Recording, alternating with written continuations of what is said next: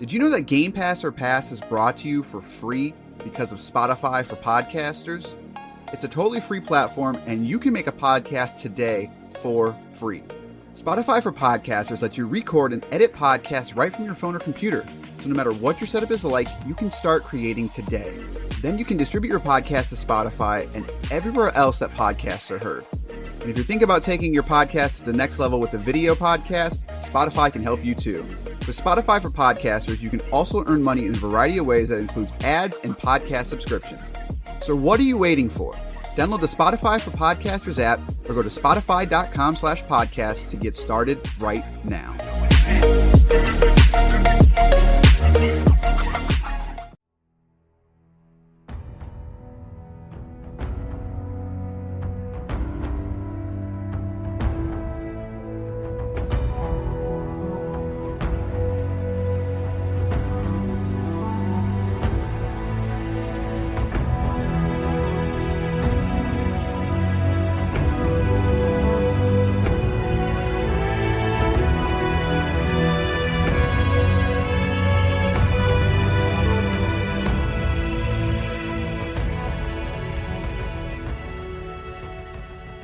Time for a very messy, rampant edition of Game Pass or Pass, the podcast where we play games on Microsoft's Game Pass service, tell you which games to pass on to your friends and which games to simply have a vision about and pass on by. I am Corey. I am joined by Spartan Blue himself, Basher.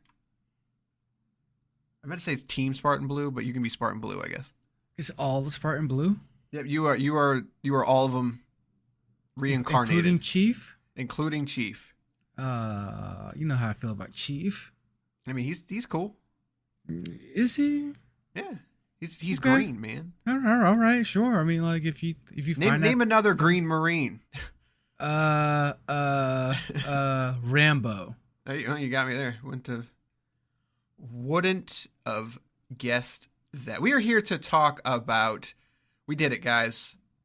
We are coming in just under 24 hours till the release of Halo Infinite, and we have finished all of... Okay, I'll be transparent. We did not finish this game. We're still going to talk about it. And for once, it wasn't Basher that tapped out. It was me. It was my idea. I wanted to abandon this game. Halo 5, Guardians. But before that, did you know you can tell us what you think about Halo 5 Guardians? You can shoot us a voicemail, 574-651-9256. That's 574-651-9256. Text it, email it, whatever you want. We'll talk about it on the show. Give us some, what games are you looking forward to in the Game Pass library for next year? Is it Halo Infinite? Probably. We're going to play Halo. We're going to play Halo Infinite. But before that, Halo 5 Guardians, the campaign. This was developed by 343. This was the first big Xbox One Halo game. Regularly priced originally at $59.99, but is available now separately. This is only available on Xbox One and Xbox Series X and S. Did not get native X and S support, but you will get, since the X support, the One X support was a DRS, dynamic range, clearly we haven't done this in a while. Dynamic resolution scale, you will get a full 4K. Does support auto HDR. It looks pretty good. But no, this is not on PC. I kind of forgot about that till we started talking today. I was like, yeah, it's kind of strange. Every Halo game is available except this one. But what's also funny is that there was footage that got out, and some people got some NDA stuff that got out of Microsoft 100% was testing this game on PC. They had some type of version of it running, including the campaign, but it just never came out. So weird. There was no DLC for this game in terms of campaign. There was a lot of multiplayer microtransactions, but that's not what we're talking about. Halo 5 Guardians campaign. Spoiler alert, we're going to be talking about the entire campaign here. So if you were, for some reason, not wanting to get spoiled, this is not the podcast for you. Basher. Team Blue. Why can't that be Osiris? Like, why are you making me... I don't like Chief, but also...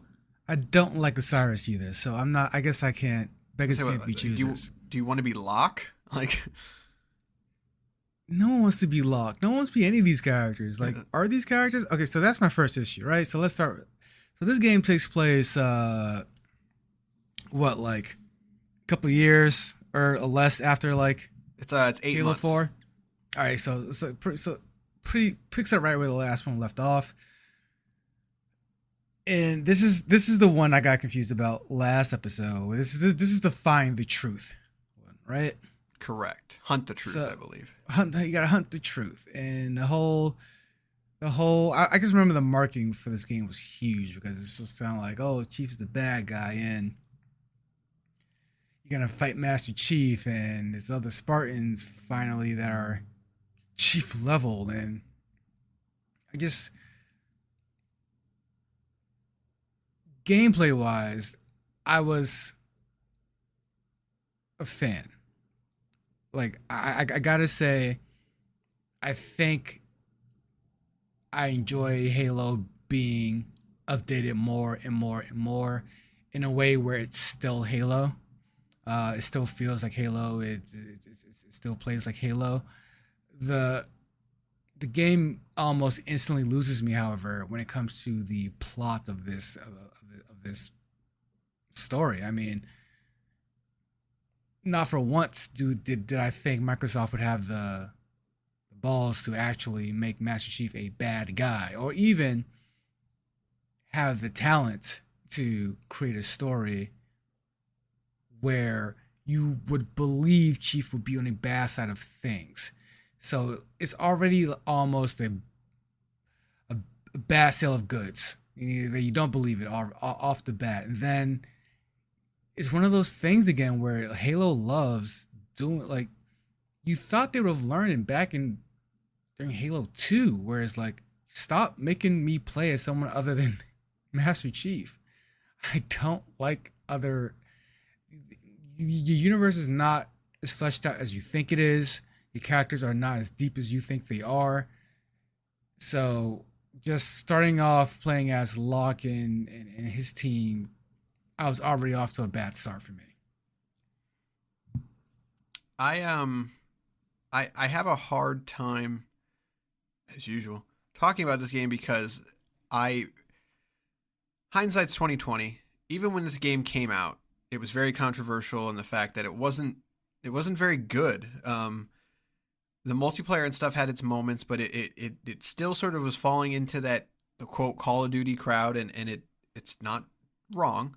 It does have the left trigger ADS stuff, so I mean it does feel a little bit more like Call of Duty, which controversial obviously, and especially when you fast forward to today, where now Halo Infinite multiplayer did come out. Basically everyone's played it that wants to, and it's more grounded. It's less Call of Duty and more quote Halo. So there was a lot of controversy around that, but for me, it was always the story. Like, it was just, I find it so baffling, like you said, that they made this mistake again. But it's even more baffling because when you really, really start breaking down this story and you really start putting the pieces togetger from a lore perspective, someone like you, not like you, but like you, like, you've never read any of the books, and I'm not going to sit here and claim I'm a Halo lore expert, because I'm not by any means. But I know that there are books that take place in between Halo 4 and 5 that do not directly talk about Cortana, that do not directly talk about Team Osiris, but there are moments that happen that do talk about Team Blue and Master Chief sort of reuniting with them, because you start with this game and they're sort of reunited. And I think it's Shadow of Reach, if I remember correctly. Like, I believe that book sort of talks about it. And if you know anything about these characters, anything at all, Master Chief is not a bad guy. It's not going to happen. But if you are a hardcore Halo fan, you're even more in the know. And like, the hunt the truth is like a stupid play on words. It's like, well, you're hunting the truth as Team Osiris because you got to find out what Master Chief did. But really what we're talking about is, what is Master Chief looking for? What is he? So we're unique and clever. And it's really, you think we're telling you one thing, but we're telling you another. But where all that falls apart for me is that you play as Team Blue for like, what, 3 missions? So the real story of this game is Cortana and the Guardians. And a majority of the game takes place as Team Osiris, looking for Chief for whatever reason. and hooking up with the Arbiter to do stuff. And that's it. That's Halo 5 Guardians. We're out. Yeah, I mean, that's what it was. So I'm not going to sit here and pretend like I was super invested into every single cutscene or spoken piece of dialogue, because once you start losing me, you start losing me. I miss certain things there. So just the way you explained it is the way I remember it. Like all of a sudden the Arbiter shows up and like now we're buddy, we're doing stuff together, and I just like, why did you call him? For what reason? Like, and I know that's explained, but like I don't I asked the question, but yet I don't care because it doesn't matter at the end of the day. There's so many things that just don't matter in these games, and then things are brought up on these large scales, like the Guardian. Like in the last game, it was the Didact that just kind of shows up and goes away, and then it's like now it's the Guardians, which I know have been referenced before. However, this is all about it, and it's like I don't buy it. Like I don't buy like the whole characterization of Cortana in this is baffling to me. It's such a about heel that feels like it comes out of little to nowhere. Just the idea that all of a sudden her being an AI is siding with the AI and think that enslaving humans or whatever is the key to peace. And it's like, that character wouldn't ever believe that or even buy that, having been so close to Master Chief her entire AI life. Yeah, and what's kind of strange is that there's a lot of things missing here, and I start to struggle. Like, this is where Halo starts to lose me, and the reason it starts to lose me is maybe my tastes have changed, whatever. But sci-fi stories, especially ones like Halo, they tend to go to the it just happened well too many times. Like with Cortana, and I'm ashamed that I know this, but your explanation of her enslaving humans isn't technically right. That's not really what she wants to do. Let's take it a step back though. Let's get even before Cortana makes her appearance or you know of her. Again, it's one of those things. It's like, it's a Halo game. I guarantee you it's about Master Chief and Cortana, but I digress. How did Cortana even survive? Like, they sort of explain that she got to the what's it called? The domain. Like, she somehow survived the Didact's destruction by entering the domain. What's the domain, really? And why does that allow her to survive? And it's just like, you start, it's to the point now where you start asking questions and they don't have any answers that make sense. And it's or answers at all. Like the entire, most of the, like, having played through all these Halos now, a lot of the writing feels like if I could borrow a line from the newer Star Wars movies, somehow Palpatine survived. Like that's really the extent to writing that I get, that I feel from storytelling from these games. I think Halo was at its best when it was just telling a very simple story about a very simple character. But I don't. But the second they started getting too sci-fi, like I feel like they just weren't as smart as they thought they were, and that came to a head for me in this game. Like this is the poster child for Halo thinking it's smarter than it is. We had this conversation about a different game this year, but to me it's almost the wrong medium now. Like, or it forgets that it's a video game. You know, there's only one company that has really ever pulled this off, and it's like Naughty Dog, right? Like, and even they have had giant missteps in my opinion, but maybe you could, or It's hard to do. Maybe I'm not Polyphony Digital. Sony Santa Monica, like with God of War, like I feel like we're just now getting to the point to where narrative in games can really be interwoven in a way that rivals a book or a movie, and I feel like Halo wants to be that, but I also don't. I don't need it to be that. And when you start asking questions and there's no answers, like I can overlook a lot of things. I can overlook some of them. Like, could I tell you exactly what happens in Halo 3? No, but I know the gist of it because I've played it like 6 times. I'm never going to know exactly what happens in that story because there are other side stories, etc. But they get enough of it in that game and it's easy enough to understand that I can look past it. But once we start getting into 4 and 5, it's just like, You've now gone way too many steps. Like, you've introduced too many characters. You've introduced too many dynamics. Like, I know what a Guardian is, but I still don't know exactly where they come from or why they exist. Like, are they kind of like an insurance policy by the Forerunners? Maybe. But I am the type of person where if you're going to go that deep, that's fine.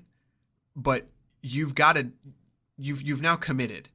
And jumping around doesn't do anything for me, and if anything, it's going to be off-putting to me, and especially in the video game form, because if you're going to introduce all these things and try to get me to understand, and then I play a 30-minute mission that doesn't really pertain to the story in any way other than just busy work, like, it's just busy work at that point. And again, I understand that other Halo games have busy work, but they feel integrated to the story in a way that isn't, I don't want to say offensive, but it just fits more. Like, yeah. And then so let's talk about the missions then, right? This has to be, and we touched on this in previous Halo talks as well. It's hard to get the perfect kind of Halo campaign down from a narrative gameplay place.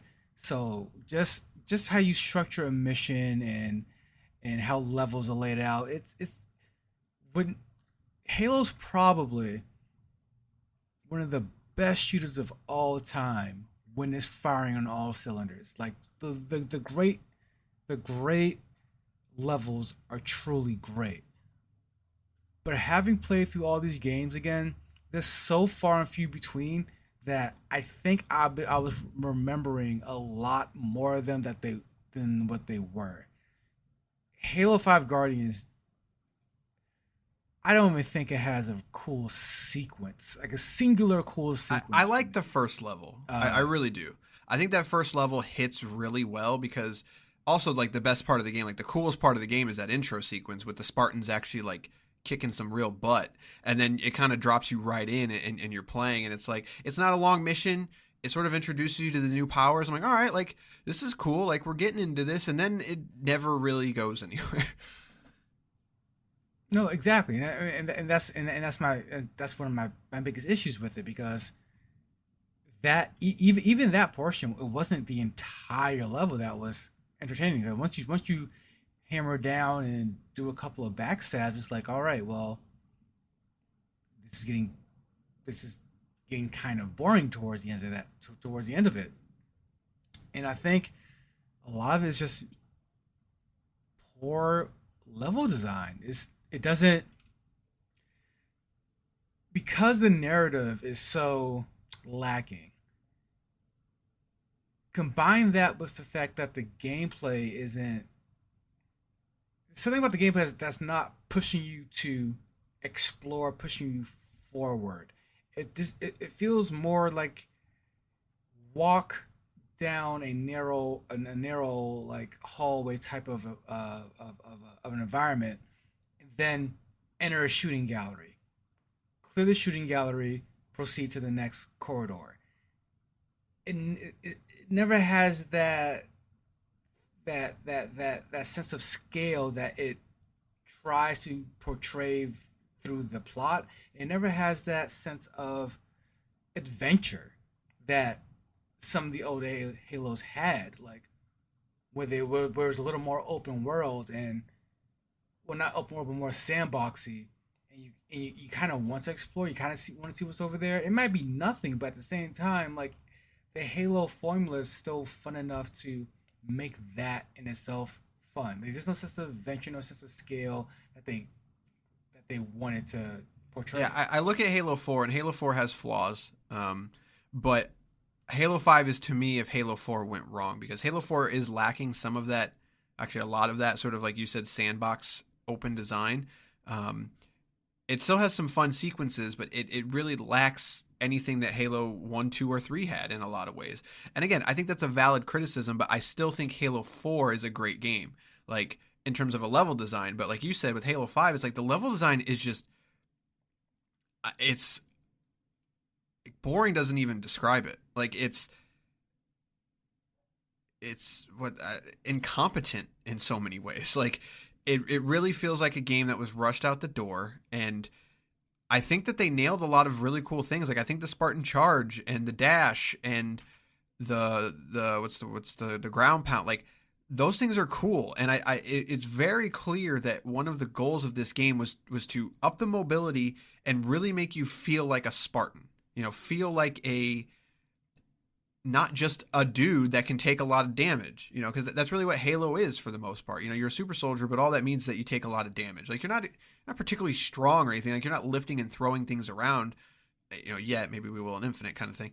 But like that was a focus of this game, but they had no idea how to actually implement that into the gameplay. Like cool, I can dash behind this wall, but that doesn't really do anything. Like the shoulder charge is helpful at times, but I can't just run out into the middle of the field and shoulder charge things and be fine. Like, no, like it's still a Halo game. Like you have to take damage. So I don't really get to use the shoulder charge that often. Ground pound, kind of the same thing. Like maybe as an opener, if it throws me into an arena and no one's seen me yet, I can do it to knock out a guy. But at the end of the day, I'm still just shooting things at the end, and the shooting feels fine. But I think that the enemies or lack thereof is like, they're so boring. Like they're just so boring. They're not fun to shoot at all. No, I completely agree with. I completely agree with that, because one of my biggest issues, again, it's like you said, the most exciting part was that intro sequence and seeing what you can do, seeing what the Spartans can do, and since we're playing on heroic, correct, right? So since we're playing on heroic, what that does for gameplay, sadly, is it turns it into almost a dumber version of what you want to play, because you can't ground pound in the middle of 5 enemies and start shooting and shoulder charge your way out. Means you just have to stand behind a rock and shoot things for 30 minutes at a time, and it's not exciting whatsoever. And again, there's a disconnect between what you want to do and what the gameplay will allow you to do. They never really reconcile that. Like there needed to be a sort of shield maybe after a ground pound, or something to keep you in the fight, because the extra sense of mobility is very cool. I like that addition, but it's completely useless on a higher tier difficulty, and you're just playing whack-a-mole, and it's the most boring. And it's like you said, with enemies that aren't all that interesting. So it's whack-a-mole on the dumbest level with the dumbest enemies, and it's just so utterly boring, and every single mission is plagued by that idea of let's put them in a little circle and just have them shoot it out for 30 minutes, and then we can get to the next cutscene. It doesn't flow into the next thing. It doesn't push you into the next fight. It's just, here is a circle of enemies, shoot them, great, let's get to the next circle of enemies. And it's so just, the level design, the enemies, the special skills, like it's so just uninspired, and I'm actually disappointed in a way. Like I true like I because of a game because the way you start the game off, I'm really thinking like finally I get to play a Spartan, and it's like nah, you're just gonna do the same old. Yeah, it's again, we're 7 years removed from this game, and I don't remember disliking it this much, but like it takes a lot for me to tap out on a game. Like it really does, especially a shooter, simply because it's not that they're not that long, but it's just like holy crap. Like maybe it's the fact that we played a lot of Halo, maybe it's the fact that I had other things that I really wanted to play.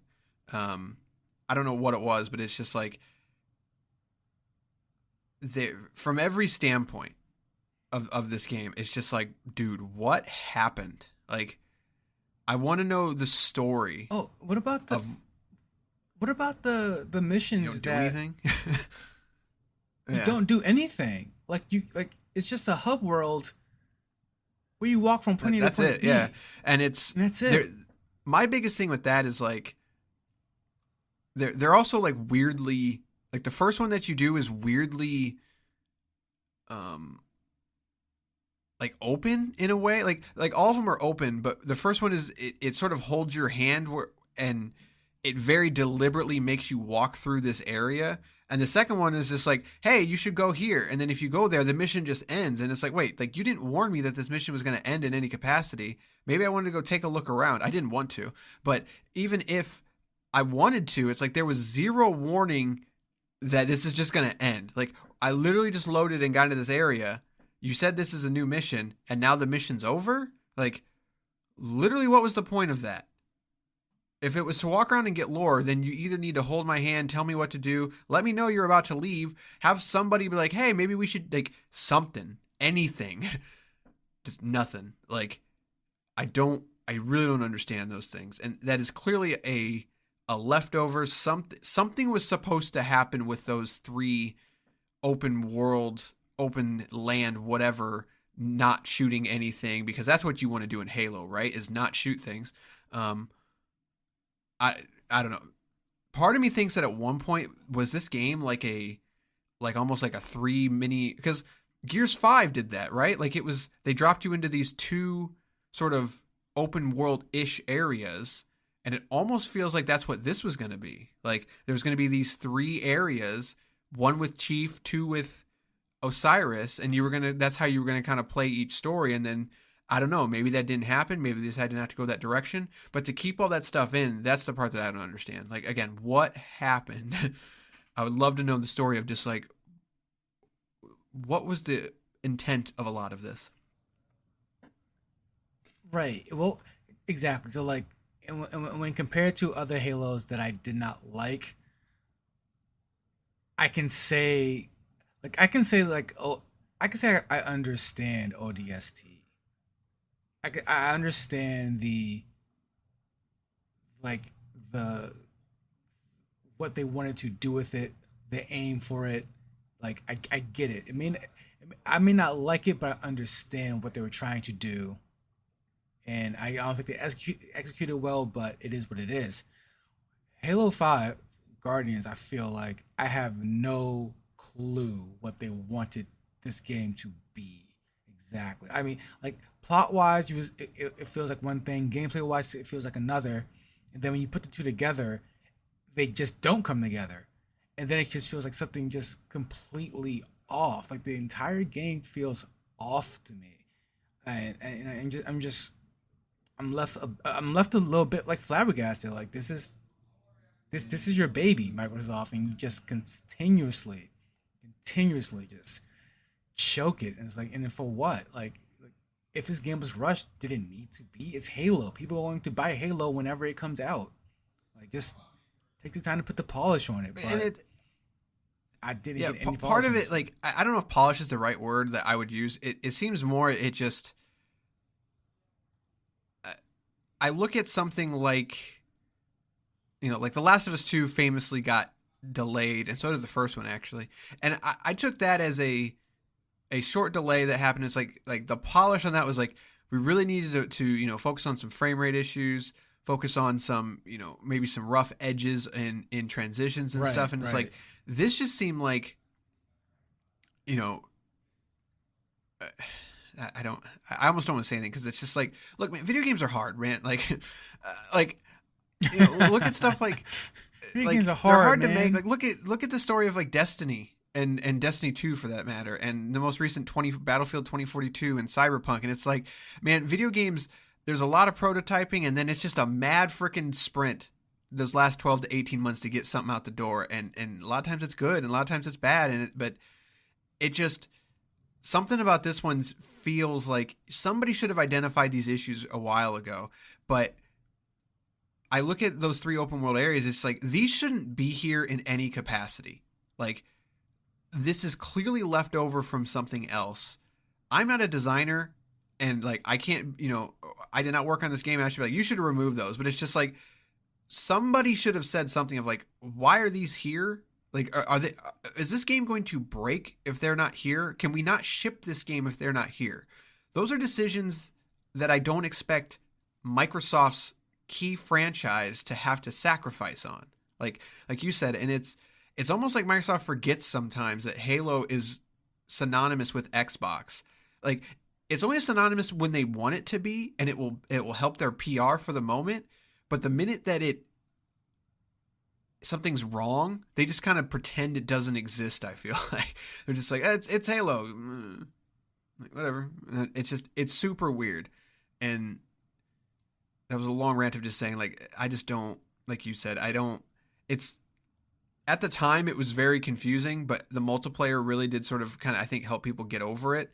But looking back on it now, it's another one of those moments in just the Xbox One generation of early of Microsoft in that early Xbox One days before Phil Spencer sort of started to correct the ship. I think we're finally starting to see the fruits of that, but of just like, man, this company and this brand, it was just like, what happened here and how did we get here? And then you had the release of Master Chief Collection, and hey, 6 years later, we finally got that working. So that's great. Right. I don't know. It's baffling. Like you said, it's just, what happened? I want to know. Yeah. I mean, I know we've been probably, I mean, we said it before. There are a few Halo games couple Halo games we've probably been a little too hard on. Overall, I would say the Halo campaigns for me, going back and played them all doing this show, I gotta say I'm overall I'm more disappointed than I thought I would be. I just kind of in my head remembered a lot more fun, a lot better level design, game design, a lot more growth. And having played them all, it's, for the most part, they're fine. There's a really good one in there, mostly fine, and a couple of really bad ones. And I don't, and the worst thing for me about all these campaigns is the overall story that it's telling. Is just, it feels fragmented, it feels incomplete, it feels made up, it feels incoherent, and it just doesn't make any sense because the story is not that deep. It's just not that deep. If you can get through a bunch of Metal Gear games and be all right, I don't feel like you should be having to read the in-betweens for a friggin' Halo game. Like, I came here to shoot grubs and chew bubblegum, all right? And that's all I want to do. And Halo so far has been surprisingly disappointing in that aspect. I don't know if I am that low on it. I think I understand the people that are super excited about Infinite now a lot more. I think I understand why 4 was so disappointing to a lot of people. I still really like 4, but I am not someone that is I'm not a Halo, super fan. I'm just not. Like, I enjoy it for what it is. But I look at those original 3 games and I still think they're the strongest of the bunch. I think Halo 2's got problems, but I think it's not nearly as many problems as the other games in the franchise. And I still stand by Halo 3 is by far the best game in the franchise. I think that game, I would play that game again right now. Like, it is that good to where I think I could just play it basically any time with some friends and have a good time. But as the series goes on, it just seems like after 3, it's just like, it just has no identity in a lot of ways. Like, or has too many identities in others. It's just like, it can't decide if it wants to be a serious sci-fi story. It can't decide if it wants deep lore. Like, it just seems lost in so many ways, which is kind of, I don't want to say funny, like, because cat. I don't want to say funny in a lot of ways because that sounds mean, but it's weird that as soon as Bungie sort of took off after Reach, it truly has no identity left, and they don't know what to do with it. And I commend them for trying something new with 4, but it was almost like it was chasing a trend too much. And again, I feel like I just understand the criticisms of those games a lot more being removed from, I don't want to say the hype or whatever, because like I wasn't hyped for a 4 or 5, but I played them, when they came out with friends and all that stuff, and I look at Halo Infinite and just how excited people are about saying, like, look, like, it's just an open area, and it's like, yeah, I think I get it now. Like, I think I get why you're so excited to just explore in Halo, because like you said, even if you don't find anything a lot of times, it's just part of the DNA. It's Doom without the shotgun. Like, if Doom didn't have a shotgun, you'd be like, what are you doing? Like, how can you not have a shotgun? And I get why people are so upset that Halo 4 and 5 just didn't have those Halo open areas kind of thing. So yeah, when it comes to Halo 5, it's very clear. I think we're saying pass on it. You don't need to play it. Clearly Microsoft thinks that as well, because they didn't bother to put out a PC port even. So whatever. I mean, yeah, and I know wrapping up, but that's just another thing. Like, again, this is your flagship franchise.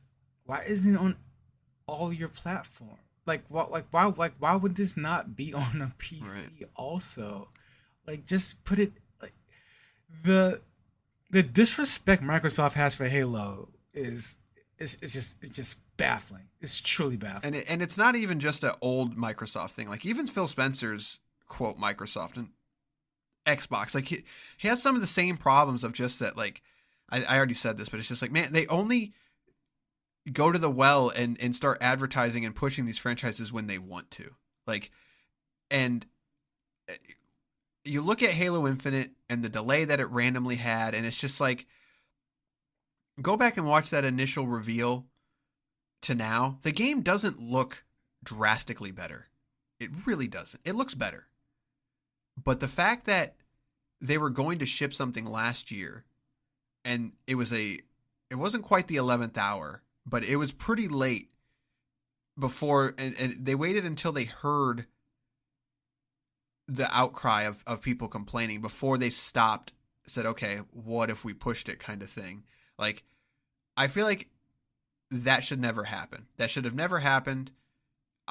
I've said it before. I commend them for pushing it so late and making that decision, because that was their game. Like, that was the only game that they had for the Series X launch, and they still pushed it. And I think that, I won't say that takes a lot of guts, but it was a very risky move when Microsoft is coming off of their least successful generation, the Xbox One, and I guess you could argue whatever. Word of mouth was not good on the Xbox One. How about that? To do that. So, but then in that entire year up to this, we are less than 24 hours away.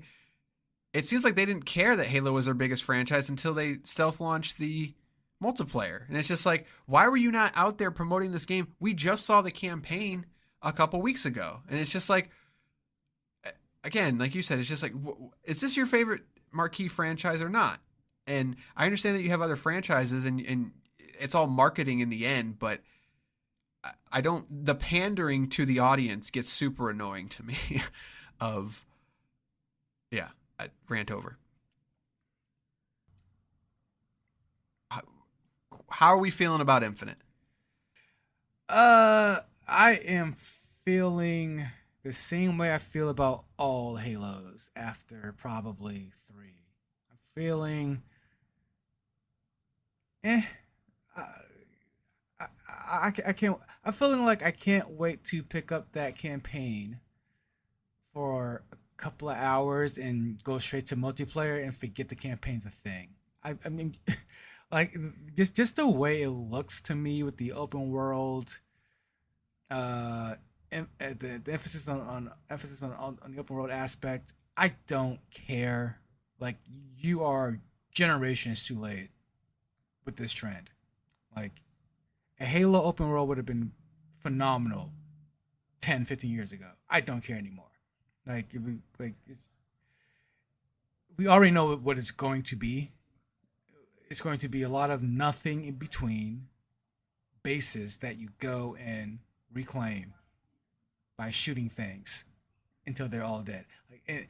You might have a mission that mixes things up, and you have to like destroy the containers that the enemies are guarding. Like, great, whatever. I'm not confident at all that this development team knows how to create a compelling open world game. And that's not a slight on this development team specifically, but rather all of them. If you're not Rockstar and you're making an open world game, good luck. I wish you all the luck in the world. It's a very, very hard thing to do. I hope they pull a Witcher 3 and knock it out of the park and give us something we didn't know we wanted. But my honest feelings are they're not going. It's going to be just fine, narratively speaking, and then the gameplay is going to be pretty tight and fun, and just fun enough to where you're going to jump online and just that's where you're going to live with this game. I agree with you on the narrative front. I have zero faith in the narrative of this game. I hope I'm wrong on that one, but I don't know. I feel like I'm going to fall somewhere in the middle, and stay with me, I'm getting Breath of the Wild vibes from it of people that love Halo. I think are going to absolutely love this campaign, and I think it's going to scratch that itch that has not been scratched since Halo 3, because they really haven't made a game like that original Halo, for the most part, Halo 3 and some of Halo 2, since Halo 3. And this game seems to have a lot of that. And Halo does have a secret sauce. Like, you know, it's the pacing, it's the feeling, it's the kind of randomness that can happen. It's kind of the goofiness that can happen with ragdolling and the way enemies move and the AI, you know, and there's just moments of Halo that have been missing for a long time. And I feel like they're going to be here in Infinite. But I'm with you also in that I unfortunately have the eyesight and the goggles of just like, I can look at your open world game and instantly be like, this is for me or not, because I can see the repetitiveness coming. I can see, you know, every game is repetitive, etc. But the open world fatigue is definitely something I have felt of just like, I've played this now for 2 hours and I can clearly see your gameplay loop here and it's not for me kind of thing. I'm hoping I don't fall into that. I don't think I'm going to, but I could totally see a lot of people that are not Halo fans or Halo diehard fans in a lot of way of just being like, look, man, this is just Halo in an open world. And that's going to be a valid criticism. And that's how a lot of people feel about Breath of the Wild. People that love Breath of the Wild love Breath of the Wild. I am also kind of in the middle on Breath of the Wild. Like, I love Zelda, but my favorite Zelda is Twilight Princess, which is not a popular opinion kind of thing. That's because the things that I love from Zelda are not really present in Breath of the Wild. I still like Breath of the Wild, but it's not a Zelda game that I'm going to ever play again kind of thing. But I totally understand the magic of it, and why people like it. It's not enough for me to forgive its flaws, but I get it. So but that's kind of where I'm sitting at with Infinite. Like, I think I'm going to like it. I'm going to play it. I think I'm going to understand the secret Halo sauce, but I do not expect to be blown away by any means. So, and that's okay. It's a step in the right direction, at least. We'll see. But I don't think it's going to be a Halo 3 good for me or anything like that. So, yeah, I agree. Same boat. yeah. So there you go. Halo 5, don't play it. You don't need to. But Halo Infinite, we're going to play it. We're going to be talking about it. We played a lot of multiplayer. We're going to do our last episode of the year in terms of a new game is going to be Halo Infinite. So we'll be hopping in that. I know I'll be hopping into that tomorrow. So a little bit of inside baseball. Our game of the year stuff will probably be coming a little bit late. It's going to be coming in hot at the end of the year due to me. I need some time off. And so I really like to space those out, but those are going to be coming closer together and closer to the end of the year. So we'll be doing our Game Pass game of the year as well as our State of Game Pass, and looking forward to next year, etc. So, and Game Awards are this Thursday. We're not doing an episode or anything like that on. At least I don't think we are. Maybe we will. But there's probably going to be some Microsoft stuff there. But we do have it confirmed there will be some Game Pass stuff there. So be paying attention. Maybe we'll talk about that if we get bored, something like that. And then we're also going to be doing a bonus episode, which is still coming, of Meet Your Streamer. Or in this case, meet your podcaster. We've had a request for that, and I think that'd be a cool episode. I can learn a little bit more about us since we have new people, and I think we've been doing this long enough now that the people that have found us, it'd be a cool episode that we can have in the archive. So, but there you have it. Anything you need to add? Want to add? I'm glad. Okay, now you're just being no, mean. it's too late now. The end of the year's over. So why would you not want to play Doom? Doom. Wait, you're not getting out of Doom 64. That's You shouldn't have clearly said how it anything. works. No, that's not how this show works. That is the beauty. I heard is leaving the That is library. the beauty soon, of Game so, Pass or Pass, is that it's the Game Pass library that we're playing, not always the most recent releases. And that could mean that includes Doom, that includes Doom 2, Doom 64, Doom 2016, Doom Eternal. I'll That play some includes all Quake. day. I'm down with Quake. That's right, Quake, which actually just got a new campaign, co-op, and a horde I don't mode. like Quake that much. And I'll play Quake if you play Doom. Wow, it's already better than Halo Infinite. It's got co-op now, though. Co-op, that'd be kind of fun. Maybe we'll play some Quake and some Doom in the year 2022. Oof, shots fired. All right, that's going to do this episode. You can shoot us an email, gpopfans@gmail.com. Shoot us a voicemail, 574-651-9256. You can also text that number. Let us know if you're excited about Halo. Let us know what you think about Halo Infinite before the next episode. Good day, sirs. And we'll go from there. That's going to do it for this episode of Game Pass or Pass. We'll see you next time with Halo Infinite.